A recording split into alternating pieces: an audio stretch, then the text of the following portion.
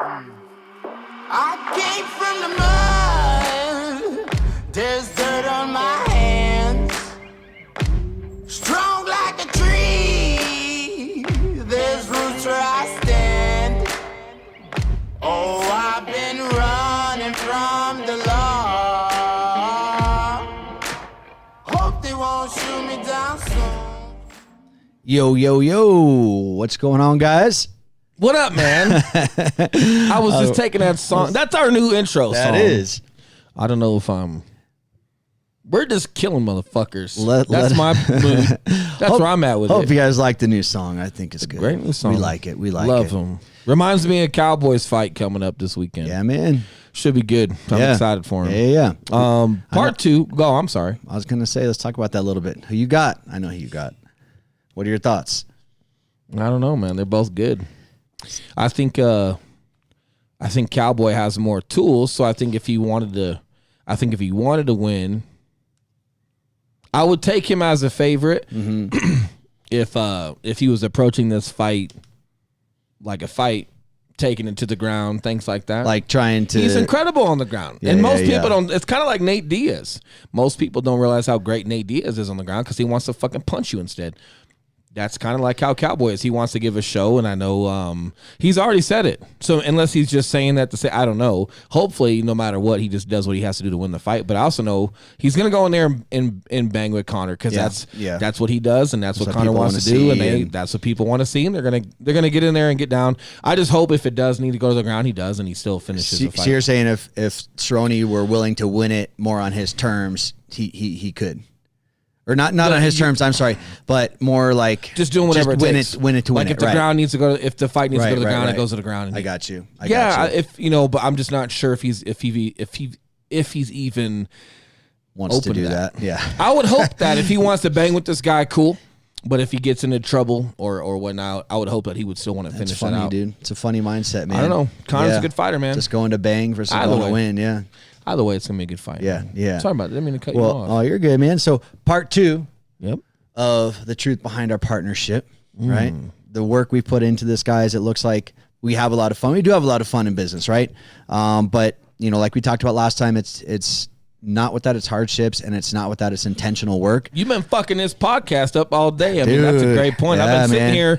I'm on my 3rd recording right now because Eli's been fucking it up all day. So now we're having to. Now we're good. Now credit to Will and the growth that he's done over this past year. I promise you we would not be doing this podcast right now after the difficulties we've had just trying to launch this episode. Oh, but that's not all true, good. man. We're getting after it. No, I would definitely do it after you fuck it up because now I get to get on. Now I get to be on this mic and I get to tell That's everybody. True. Full disclosure, I don't know what the hell I'm doing. We're out with the client In case today. anyone's wondering. And she's like, I'm not going to name any names, but she's like, oh, yeah, we were talking to your, they know your barber, Small World. Oh, yeah, Eli's so nice and this and that. How did he get linked up with Will? And full disclosure, I know her through family and everything. So she's just being funny, but I made a super accurate comment about Eli. I go, Eli is not a sweetheart. He's not nice. He's just quiet. As in, I tend to wear my thoughts and behavior on my sleeve, and what you see is what you get. But for the most part, what you see is what you get. So if I'm just calling something or I'm a little direct about it, that's as far as it goes. I'm not mad. Like if I'm mad, you're going to know about it. But if I'm just being me, like there's nothing else behind it versus Eli, this fucking guy. Now, I'm not, if I'm being, show everyone your smile before you say something mean. If I'm being nice or sweet, I actually like you. Okay. I'm not going to be nice and, kind Eli, whatever, if I don't like, I just won't fuck with you, right? I'm probably not talking to you if I don't like you. However, I'm not going to be nice and fake and sweet and fake. If I don't like you, I just won't deal with you. I won't be around. That's not true. It is true. I'm not. No, I'm not going to be nice to people. Kidding. That takes way too much work to be. So fake. Eli left us last. He left everyone hanging with blue balls last time. No disrespect if you don't have any. Was it no disrespect if you don't have any? I don't know if you got balls or not. That's funny. I thought you meant blue balls specifically. Like maybe you have balls, but maybe they're not blue. It might be. I don't know, man. It's been one of those weeks already. Yeah. People are already fucking with me this week, yeah. Which is all good. It's not all good. It is all good. I'm trying to collect my thoughts and plot murder, so it's hard to talk on your podcast. Yeah. the second time you made me mad? Is that what we're talking about? Is So that where yeah, you left everyone? so just a couple more stories Oh for yeah, you guys. no, hold on. Switch back to me. Camera on me. Full disclosure, if you haven't seen the first one about our relationship, the truth behind it, the cliff notes are, watch that shit. Will never gets mad, nor have I ever been wrong. Oh man. And then that leads us to, well, Eli had one time he thought that he made me mad. Right? It was erroneous. Now we're on the second Probably time. my own fault, I'm sure. We're on the second time. Yeah. And we'll just kind of go from there. Yeah, so we will share a couple more stories with the guys and then, really get into just kind of the work that we put behind it and, the constant day-to-day work and how we've both grown together and as a couple, I'll put it, and just kind of what that looks like. So, my final story, man. And again, these are all these are all growing. You've only pains. made me mad twice. And Jesus, you're giving yourself a lot of credit. And a lot of this is, Will setting expectations with myself and me knowing what his expectations are, and then vice versa. How Eli works and how I like to be communicated with, and where my hard lines are. Right. So we had, I think it was our first homebuyer class that we were putting together, and I have a history of procrastinating. I do tend to perform well under pressure and do well when I do procrastinate. So not that I should procrastinate. However, I always know if I do, which makes the procrastination All I hear worse. is a lot of I. Long story short, I procrastinated. Now that you have a partner. I had, true, right. And here's one thing about me as well. I had been a solo entrepreneur for so long, my communication levels weren't what they should be. I internalize a lot. If I'm feeling pressure, a lot of times I'll just keep it inside and handle it myself. And then with situations or events that we're putting on or just things that are in play, I was so used to just doing everything by myself. A lot of times I just wouldn't communicate little updates throughout the day that are necessary when you have a partner. Kind of like just those little check-ins with your wife. Hey, babe, thinking about you, love you. It's a quick little easy thing to do, little work on your end, but has a big effect on to them, right? So with that, Will came into the office one morning and I was finishing up a PowerPoint. There were like a couple slides. I had his opinion on it. So I was starting the PowerPoint. I was not starting it. I swear I was up till 12:30 doing the damn thing, and then I was finishing it that morning. Hence why I probably was a little more sensitive about it than I should have been. Maybe. So Will came in and saw an uncompleted PowerPoint, and I heard about it. Incomplete. Incomplete, yes. But not incomplete. Had a couple slides I needed some opinions on. And now given it was day of our event, definitely last minute, right? However, I got it done. I didn't think I was that bad, though. You were that bad. Yeah, you were that bad. That was when I politely had to be like, "Hey, dude, can you not raise your voice to me in the office? Can we wait?" Oh, that's right. And I was like, "Can we dude, wait till we're in the car? Can you not be fucking unprepared so I don't have to say shit to you in the office?" I think that's what I said in rebuttal. Probably, I'm sure. Did I laugh? No, I laughed. It was all laughing. good. No. So my thing on that, right? It was for a home buyer class, and the biggest thing with that stuff, it's not so much that you don't know what you're doing, or it's just a level of communication and just having things complete in a timely manner. And that way you and I have time to brief and go through it prior to. That way if there's any corrections, cool. And not so much for the class. I get it. It's a home buyer class. And you're probably thinking hey, dude, we've been doing deals together. How many things about this home buyer class am I going to put on this PowerPoint that you and I can't speak to that we just have to over communicate about? So I get that. But it's not so much that. It's the developing habits of last minute, because if that's habitual, then at some point when you and I do have to be prepared, problem. Secondly, if we get in a habit of not communicating when we have to go tag team something, and that becomes habitual, not talking to each other, I'm just doing, all right, hey, you do this, I'll do it, and there's no communication, there'll be disconnect. So it was more for just the ideological side of how you and I have to prepare for something more than the homebuyer class. And where you and I have gotten better at communication is your first thought is that the homebuyer class, dude. Yep. And it's and I know in my head, hey bro, I'll get this done. It looks good. You know the material. We're going to be fine. But where you're right, and this is eventually once my feelings settled down, I was like, hey, you are right. I do procrastinate. This is a big deal. This is something we need to be reviewing prior. And I did see the long-term effect of, we just can't make this a habit of A, procrastinating, B, not communicating. I just didn't think I was that mad. I think that you were pretty mad, I bro. just speak. I speak loud. You're pretty mad. I'm a vocal dude. You're pretty mad. I think I remember saying like, bro, no biggie.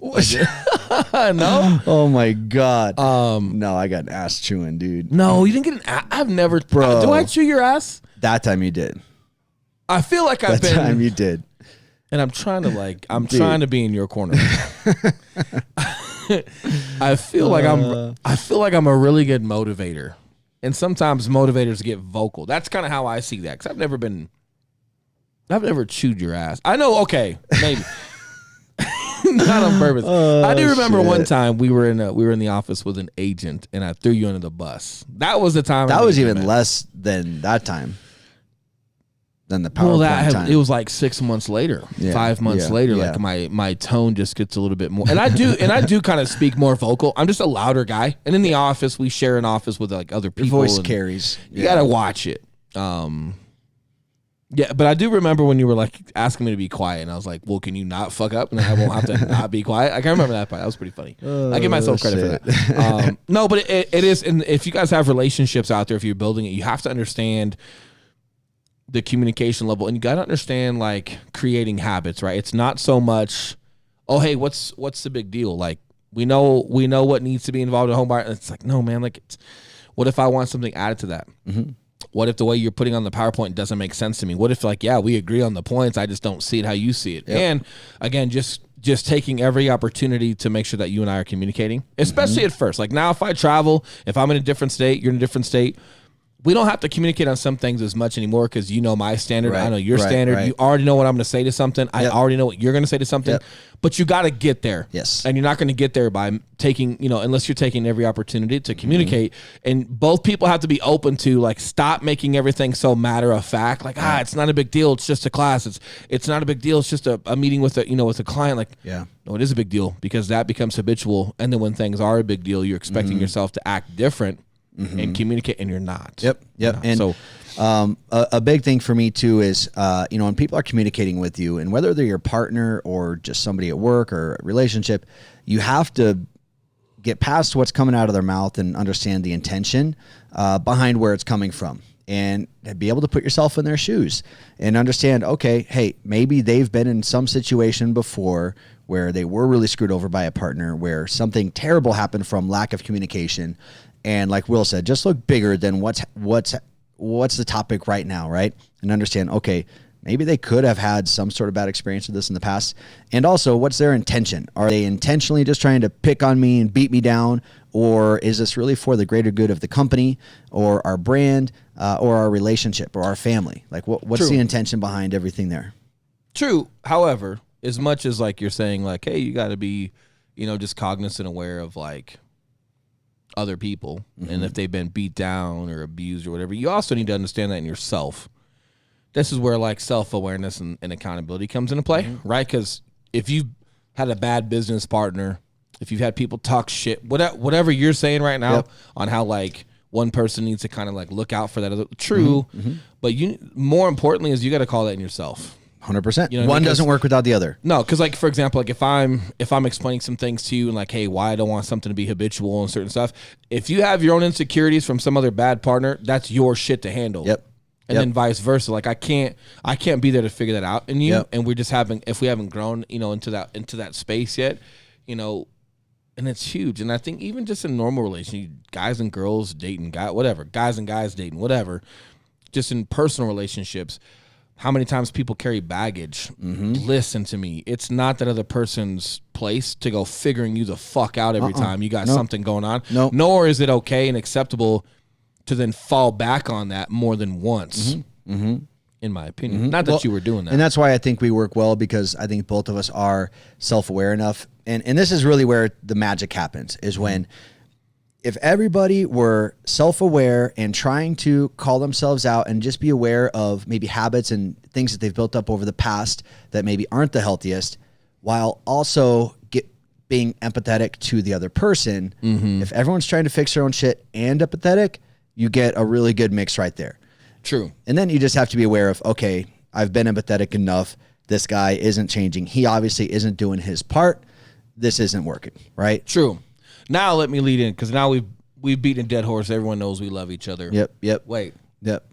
Was that the last time I made you mad? There was 3, right? I mean, enough. Yeah. Well, was there 3? Those are the big ones. I remember one time I put you in a category with an agent. I'm like, we were sitting there having a meeting, and I was like, you guys need to stop doing this. And I put you into the conversation. You're like, me? Then I'm like, hell yeah, it's you. Fuck you. And I didn't say fuck you. Yeah, that part pissed me off. A little bit. A little bit. No, it pissed me off a lot bit. I guess it was. I guess he did get mad. Oh, shit. It did piss me off. Maybe more than I let on. No, at that point in the conversation, I just turned my back in the chair and did some fucking work on my computer. I'm like, all right, you guys fucking talk. See how we get. I'm out. See how he just gave up? No, now everyone knows why I got to get on him. And if you're watching this right now, you see me hiding behind my mic.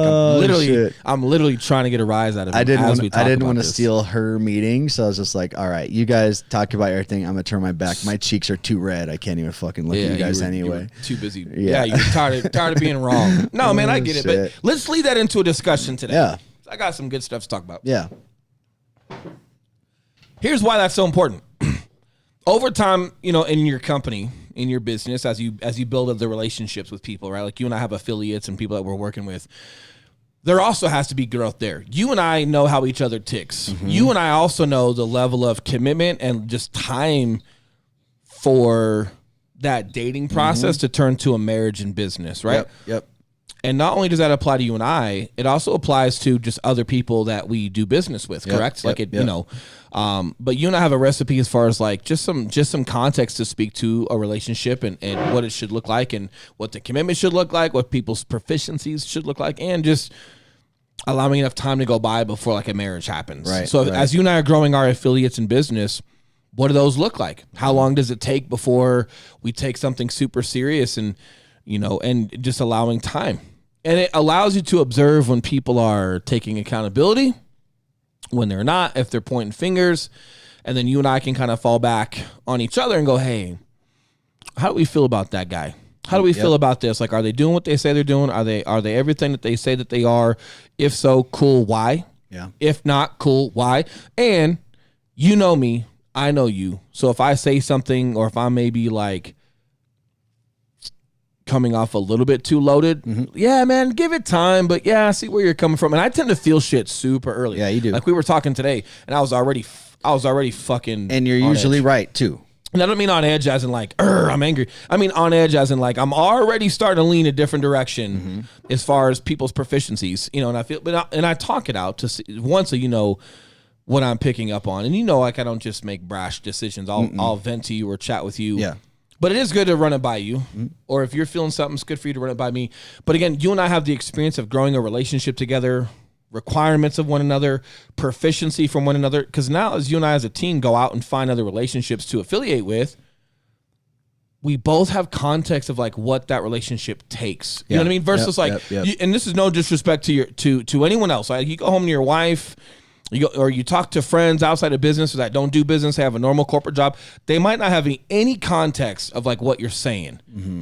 It's hard. It's hard for them to relate. It's hard for them to speak to. But when you and I are meeting people at the same time and we're feeling the same things, hey, there's a pattern there. Because you and I are different. So if you're feeling the same thing I'm feeling, it's for a different reason. Yeah, usually, or it's the same reason, but you're seeing it from a different lens. The bottom line is if you and I are concurring on something, hey, we should address that, and we've been kind of throwing some ideas and having some uneasy feelings with a couple of things, even just this week. And it's important that you and I's, I guess what I'm trying to get at is your and I's relationship is super important, not only for you and I, but you and I as a tool as we start assessing people that are around us. And 100%. If that's a good decision. Well, and that's super healthy to be like that, because where you see most businesses screw up and entrepreneurs is that they put way too much trust in people and way too much affiliation and way too much I guess it's trust in those other partnerships, and they just believe people's bullshit right out of the gate. So, like for example, you're a fitness model, someone asks you to sell their protein on your Instagram page, right? most people are going to be like, hell yeah, I got a fucking sponsor. That's dope. And they're going to dive right into it. And then tomorrow, hey, this is the greatest protein company ever. They do this, this, this, and this. And it's like, dude, you've probably had one of their shakes. You see that shit way too often. Yep. I think a healthy dose of what we have and what we experience is what more people should do, because you're signing off on those people. You're putting your name on those people. And if you're constantly hopping brands, or if that company ends up being fucking bullshit and your name's associated with them, it matters. It does matter. In addition to that, too, and this is something that I'm big on, believe it or not, and it's something that most people, and maybe if you've been listening to the podcast, you've probably heard some context on this, but I'm really big on, like, if we're going to go through like an after action report, there's a sit down, like if we do an event, if we've got, some things going on with agents, whatever it is, the after action report is super important. Mm-hmm. Not only to just have a conversation on like, hey, what went well? Why? What didn't go well? Why? What can we do in the future? Why? A lot of it you might think is basic, but everyone needs to be on the same page as far as how they observe something. Okay. Mm-hmm. So, if you think your marketing didn't go well, maybe someone else think it did. Mm-hmm. Okay. Why? Why do you think it went well? Well, here's why. Okay. Interesting. Here's why I didn't think it went well. Right. And getting on the same page, and then everybody understanding like what direction are we moving forward in order to improve it, or sustain it, whatever it is, right? And then but my biggest thing is, I'm just a big advocate on like, here's mine. Here's what I need to do, especially like if my services are involved. And I just have a hard time swallowing when people are quick to point everything out that maybe everyone else was doing. And hey, here's some ideas there. Here's some ideas there. Like, hey, the elephant in the room, you're not mentioning it. And again, I don't know if it's right, wrong. I don't know if it's just building closer relationships with people to understand what they tick. I don't think it's malicious, as a whole. And I'm just speaking in general here. I'm not speaking to a specific scenario. But you just have to wonder like how you're coming off. Yep. You know what I mean? Yep. And I know I talk a lot, and I but I stick to my scope on what I think I can speak to. And if I'm not quite there, or if there's something that could have been better on my end, like I'm going to talk about it. You know what outside business relationships kind of remind me of? Kind of reminds me of like the in-laws, where it's like you have like your partnership, right? And then people that you go into business with, where you don't see them every day, you're not as involved or devoted to each other, but they're kind of around you through some sort of agreement or obligation, whatever. At first, like that uncle can be fucking annoying. That mother-in-law can be fucking annoying. When really it just, hey, like they may really be shitheads or really annoying or whatever, or it just takes that time to learn each other, and then they learn how to, again, just kind of the same thing we go through, but on a very much longer timeline. But in-laws, you're obligated to them. Mm-hmm. Yeah, in business, you're not, which makes it even harder to keep that relationship going. If you need it. Yeah, if you need it. I feel... And even if you don't need it per se, but if there's some sort of value there, you're a nice maybe guy. It's not needed. You're a nice guy. I feel like people are full of shit. Most. How about that? Most. Yep. And then it's just about trial and error and turning stones with opportunities or with people to figure out who's a real deal and who's not. And I don't mean who's making the most money. That's not what I'm getting at. Yeah. I just mean who's able to perform or not. Dude, who's the real deal? Like you, dude, I remember meeting young Marines when I was a vetted Marine, man. I'm talking like 5, 6, 7 years in, sergeant and above. Like I'm talking like, and you would see young Marines come through just getting out of school of infantry or just getting to a unit, man, like, and they're young and they haven't been in very long, but they're legit. And you're just like, hey, that's a good dude right there. He's no bullshit. He's, he's going to be a good one.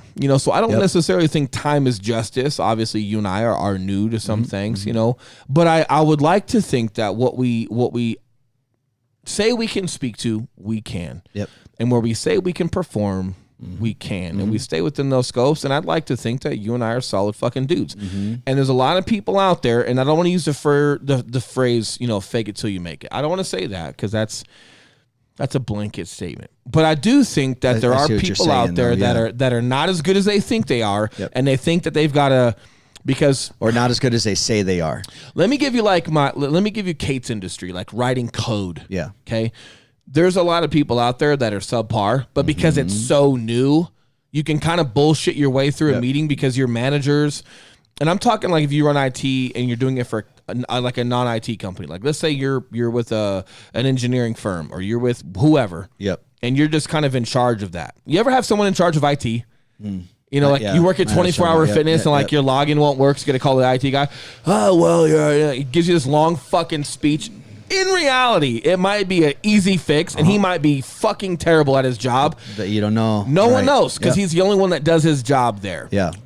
In regards to like to just some of the things in our business,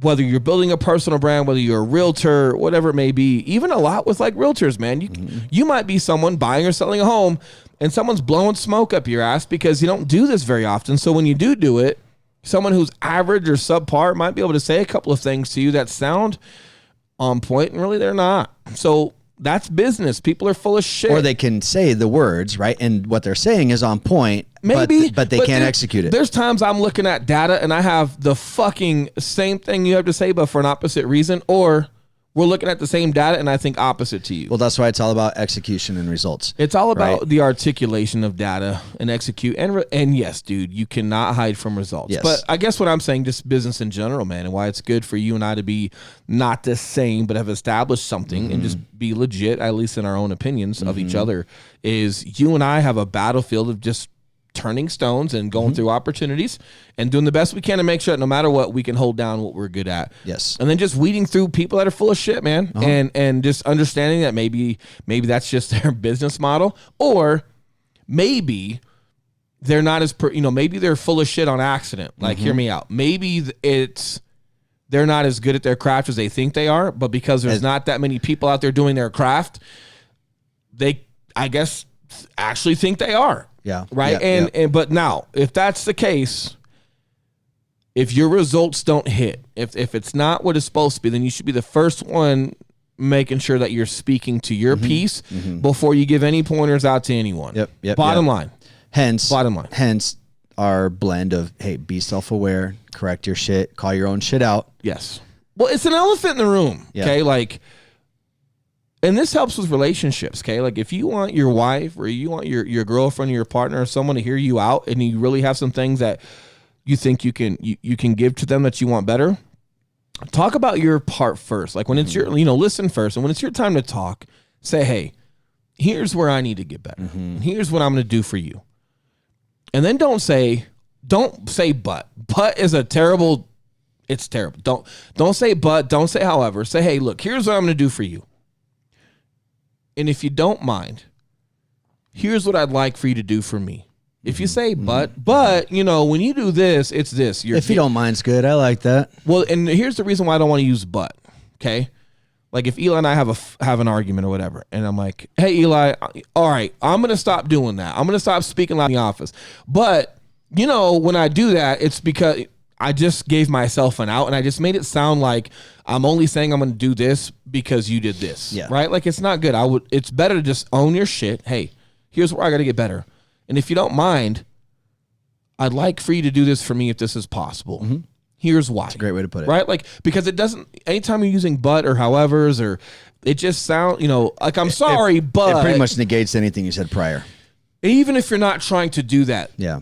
That's just language, and I try to be the same thing with performance. If you and I have a business relationship, and if we don't execute on a contract, like if we are selling someone's home and we are selling for significantly lower than we said we could or would, one, they'd have to sign that agreement, right? Sellers have to agree to it. However, we got to talk about it. We're not going to go sell some home for $800,000.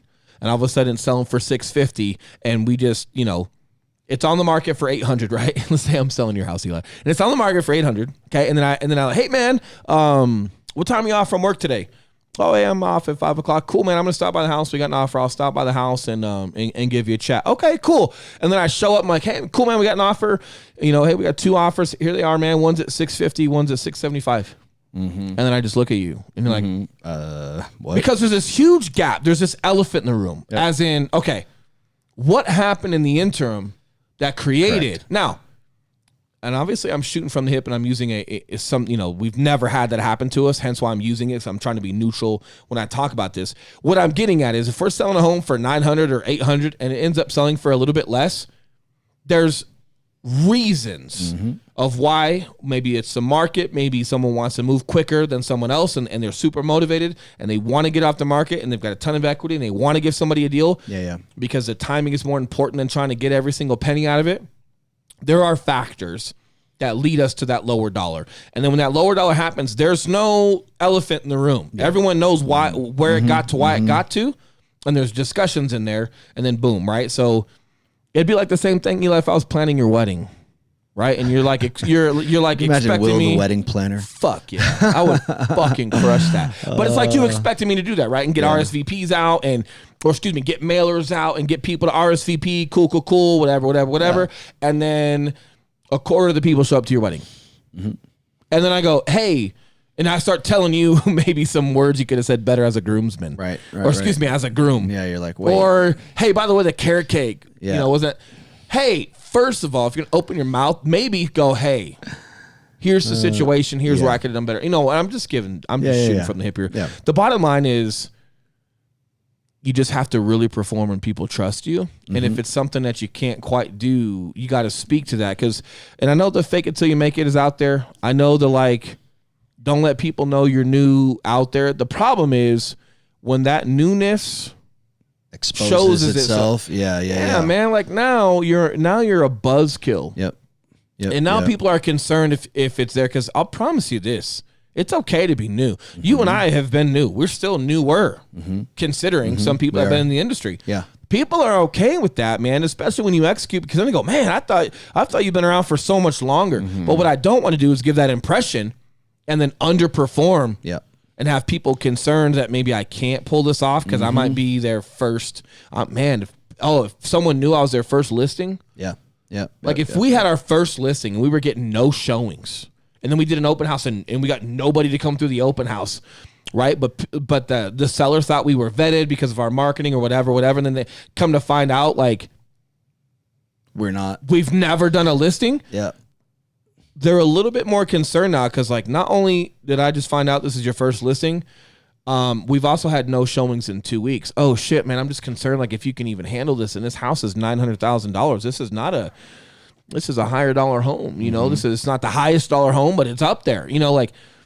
Versus just coming out and showing where you're going to execute and adjusting it on the fly and being prepared, and someone going, and if that person were, and you crush, and then if that person were to ever find out, oh, by the way, man, 5 years ago, oh yeah, dude, you were my first listing. What? Right. No way. And I'm not saying lie to people. I'm not saying be dishonest. I'm saying be yourself and execute, but just you at least have to be able to perform and be resourceful. Just don't have any smoke and mirrors. And here's my problem. When you start telling everybody else where they should be fixing themselves, that is a form of smoke and mirrors. It's a form of deflection and not having a conversation about your side. However, if you're around veterans, hey, motherfucker, this elephant in the room is not going anywhere just because I haven't said anything. And just because you don't want to address yours doesn't mean it's not going anywhere either. We're not just going to forget about our thoughts we have of you. Matter of fact, I'd be more impressed if you spoke on it and we came up with a game plan to fix it. So where a lot of your and I benefit has come in is now I don't have to just trust my own gut or my own intuition.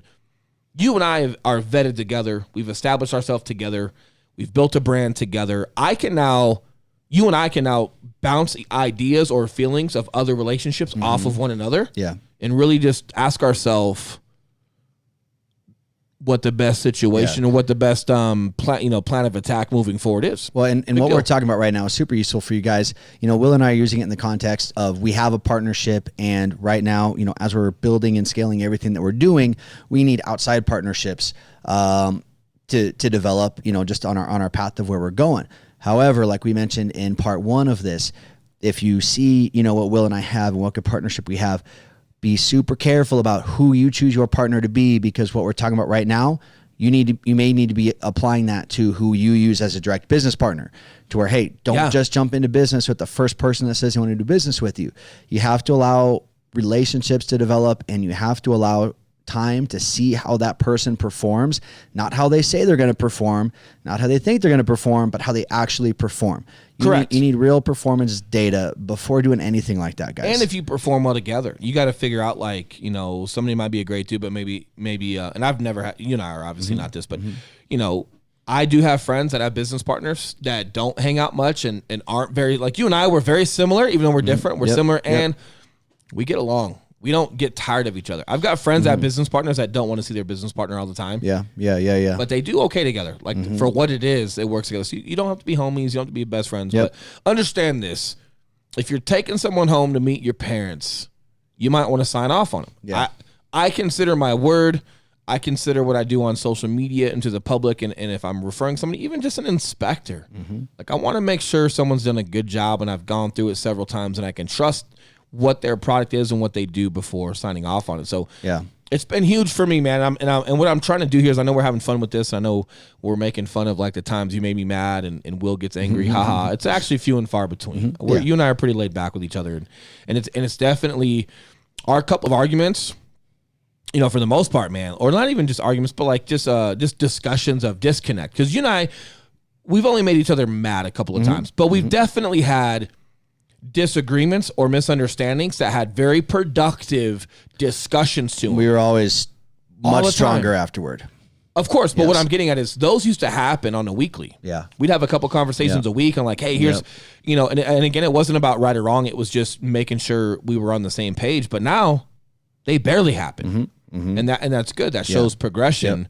And it's just important. So what I'm trying to get out with this podcast today, in addition to just making fun of each other, is, hey, what can we give our listener, right? What can we give the consumer as far as like how to approach this? Especially when you're new in business, you're going to want to get excited about people. Yeah. Right? But they might not be the right person. Or they might be the right person for a certain amount of time and you outgrow them. Who knows? But you definitely just have to understand some of these fundamentals about putting your stamp on someone and why your word matters, and just making sure those relationships are where they're at, man. And just making sure that they're good partners. Because if I've got a partner that can't own his shit, or if I got a partner, you know, or an affiliate that can't take the initiative to own their shit, man, like it starts making me think, why not? And some people just don't know me well enough where I've had to do that, but I do that a lot, man. Like if something's me, dude, it's me. And it's not because I'm just such a nice guy. No. Well, yes, believe it or not, I'm a super nice guy. But the second reason is I just want resolution. So if it's on me, it's almost like great. Hey, this is me. You can do this one's something on about me. it. Here's my plan of attack. Or hey guys, here's what I'm thinking. What do you guys think? How can we fix this? Here's how I think I could fix it. What do you guys think? Well, we think this and this. Awesome. Let's get at it. Yeah, I got you. That's the best recourse. So it just keeps it very simplistic as well. Right. So that's another reason why I like to do that. But yeah, man, with your business partners, like you don't want them thinking why or why not. Like you want that communication. And look, if you're a part of a team of affiliates, whatever's going on and something's on you, if you're going to give critiques, make sure your own come out of your mouth first, so everyone knows that you're owning your piece 100% before you speak to it, right? Because some of the critiques you're given might not even fucking apply. Because of what yours were. Does that make sense? Well, and people aren't going to receive it. If there's an elephant in the room that you didn't do your part, people just aren't going to receive whatever critiques you have to offer. So even if they do apply, they're not going to be received.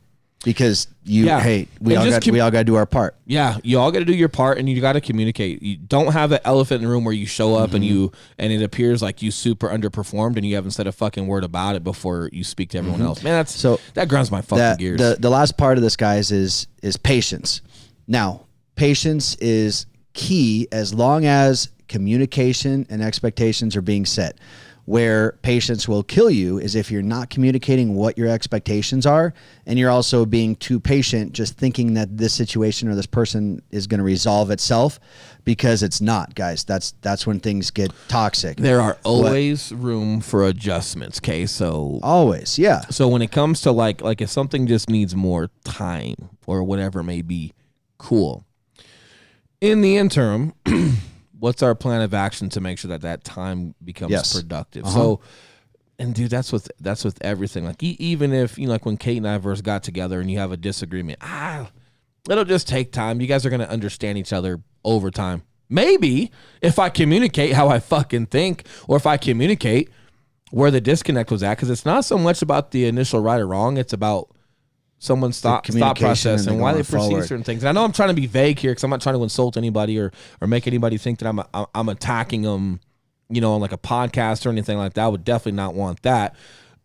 However, man, like, well, and these are real business scenarios and real business problems that everybody's going to face. So you're going to be going through this at some point, I promise. Yeah. And as far as that patience thing goes, guys, like you if you're not voicing how you feel and coming up with a plan of attack on how to make adjustments and make things better, I mean, you can't blame that person for not improving. And the worst thing you want is 6 months to go by, have things still be the same. And then you're like, well, 6 months ago you did this. And they're like, I didn't even know you had a problem with that. Or I thought I was doing good. You should have brought that up earlier. Yeah. Yeah. Or you might just be disconnected on like what's good. Okay. So what is good? Hey man, this underperformed. Exactly. Okay. You think it underperformed. Why? Well, you know, we sent out 100 of these and we only got 10 back. Yep. Okay. So 10%. I'm being super neutral right now. Yeah. Yeah. So, okay. So 10%. Okay. Well, hey, man, in reality, 7% is what's normal. Yeah. Right. So we're actually overperforming for the budget that was given with the amount of time that was given, or it's not performing. Yep. And you got to speak to it like, hey, I'm not performing as well as I should for you. Or maybe, hey, look, so we sent 100 of those out. Yeah. Okay. And we got 10 responses back, right? Yeah, but half of those were my friends. Yeah. So it's not 10. Right. It's 5. Yep. Hey, that matters. How you read data matters. If you guys are getting likes, if you have a business page, and this is not a direct example, but it kind of speaks to it. If you're looking at your likes on social media, right? Like if you throw out like a paid campaign or whatever it is, and I'm not even a paid campaign, just something that you're throwing out there. Like when I was at that fitness company, and we throw a post like, cool, man, like that got 25 likes. Yep. And 17 of those are employees. Yeah. They don't count. They do count as far as like them liking it, puts it out in the algorithm. Their friends see that. So I'm not telling those people not to like it. Yeah. You just can't count that. What you got to count is your outreach. So again, like, and if someone comes back, so if you're paying someone for that and they come back and hey man, we got 50 likes today. Like, no, we got 30. Here's why. Like that matters. So how you digest that. But here's the thing. If you're not communicating that, then maybe someone doesn't know they're underperforming because they don't know who the fuck your friends are, or they're not reading it quite right, or vice versa, man. But that communication has to be there, which leads me to my final point. Okay, this is getting a little convoluted. I'm trying to be neutral on this, you know, because again, there's no personal agenda here as far as somebody, you know, something I need to attack.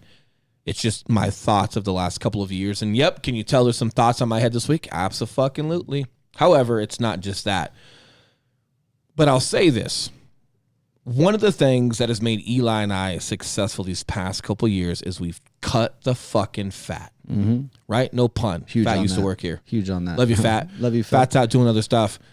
But I'll say this. If there's one thing you can take away from this podcast right now, is the fewer people you can rely on for the success of your product and your business, the better. Okay, so Eli and I have done a lot of stuff. We don't rely on Zillow within our real estate. We don't rely on Realtor.com. I'm not saying don't do those. If you're buying leads in real estate, all good, man. Do your thing. I'm not saying that that's not a good a layer. It's a layer. However, if the entire success of your business is predicated upon Zillow giving you good leads at a good rate, so you still have a margin, risky. It's a scary place to be. And versus like you just building your own sphere, your own network. And if you're doing leads at first or whatever, maybe cool, but like, why aren't you spending time in your backyard, your kids' schools, your neighbors, events where you can shake hands and meet people in addition to the leads? Okay. That's my thought on that as an example of that.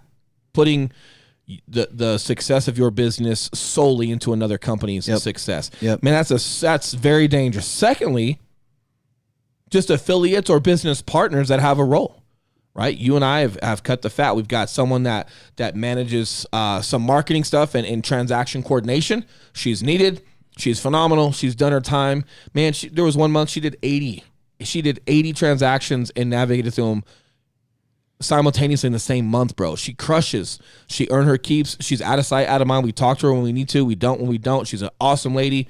She's here. Yep. We've had a production guy before, right? It could have been better.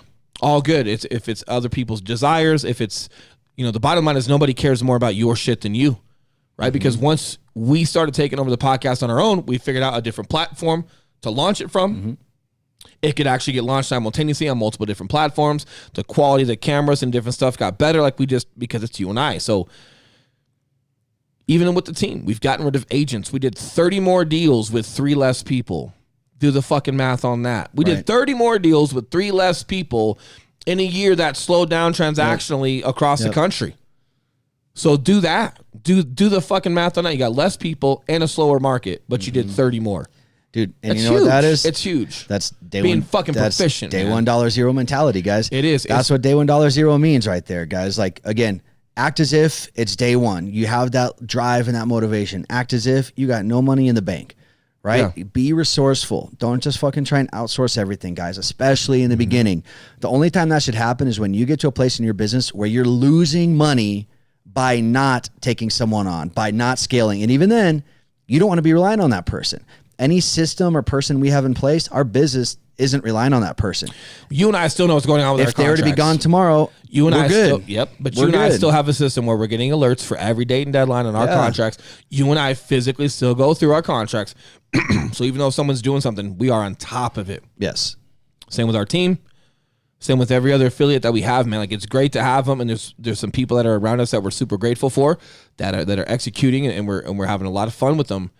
But at the same time, if that person goes away, change their mind, doesn't want to do this business anymore, stops performing in business, so are we just gonna quit? No, man. You and I have to make sure that we can sustain on our own regardless, and we can go build and earn our own relationships, our own transactions to make sure that we're sustainable in business, man. So my biggest thing here is the least you can rely on other people's trade or whatever it may be to make your business successful, the better. So Zillow's an example. 100%. I'm not saying that Zillow's bad. I'm not even going to have that conversation. Some people are super successful doing leads. I can't speak to it because we don't do that. All good. However, I guess what I can say to that is we know people that have been doing that for 5 or 7 years and they haven't built a book of business yet. So what you're telling me is you've been on leads for 5 or 6 years. You've made this much money, but you get such little referrals from those people that nothing has then procured into a book of business. Right. Your follow-up isn't there, or these people just aren't engaging to have follow-up with you. Yeah. Whatever it is, the bottom line is if everything you're doing is solely predicated on Zillow not going anywhere or Zillow not buying up the market, okay. Secondly, me doing public speaking or in business consulting, if I'm reliant upon someone else to go get me people to go talk to, problem. I should be proficient enough to make calls and build relationships and have something successful enough to where I can go procure events for me to speak at. If I'm resting on my heels, expecting someone else to do that for me, or just reliant upon a relationship to allow that to do it, problem. Big problem. So the cleaner and the leaner and meaner you can run with your business and the least amount of people you're relying on to grow business, not support. Right? Like our girl that does our transactions, man, she's awesome. She's support. She's not out there getting us deals. No. She's keeping some things organized and does phenomenal. The least amount of people you can rely on to that help you procure business, the better, right? Yeah. 1,000%, dude. Huge, 1,000%. So I think that's it, man. Yeah. Yeah, good stuff today, dude. Good stuff, man. Good, challenging, but good week so far. Yeah. And obviously, you guys can tell. I kind of wear my thoughts in my heart on my sleeve. Obviously, you guys can tell.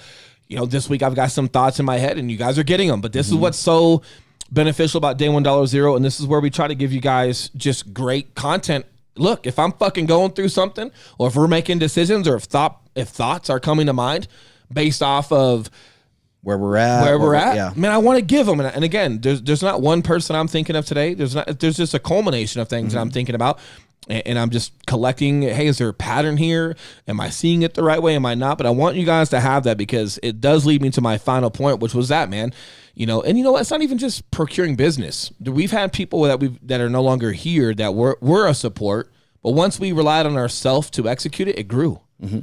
So again, the leaner and meaner you can run while still being proficient and not relying upon anyone to build your brand or procure business, the better, man. Well, it's huge. And I like topics like this, dude. And that's why people listen to us. We've heard more than a few times, like, hey, these are guys that I can relate with. Like, they're not millionaires right now, right? Nope. They're on the grind. They're building the shit just like I'm trying to, right? Maybe they're a little more established in some areas than I am, but hey, like, that's why I listen to them. So these real-time conversations are really good because we may not be having these conversations 5 years down the road when we're in a different place, right? So you and I are going to go out tonight and we're going to do showings. We got 2 clients that we're doing showings for tonight. You and I still pay our bills off of doing transactions, either, you know, from money that the team makes, or primarily you and I doing our own transactions where we make the majority of our money. We're driving an hour up north to go show homes. One way. And there's nothing romantic about it, and that's good. And I do think, you know, we're getting established. I do think that we're making some very good, sound decisions that people can benefit from and maybe save themselves sometimes. However, we're still going to make enough mistakes, or we're still going to kind of cut, you know, grow and then cut the fat, grow and then cut the fat. I think there's still going to be enough of that where people can also learn from that as well, man. There is. 100%. All right, well, hope you guys like the new intro song. Leave us some feedback on what you think. Now, outro song. Same song. We'll see you guys next week. We'll see you again this week. It's still early. Right. It's fucking Monday. Oh my God. Monday or is it Tuesday? Yeah. We don't know. That's right. It's Monday or Tuesday. You'll probably get this by Tuesday. You guys are going to get this tomorrow. We're trying some new shit. We're figuring this out, guys. All right. We'll see you guys. Day 1.0 out. Later. Won't stop fighting to the very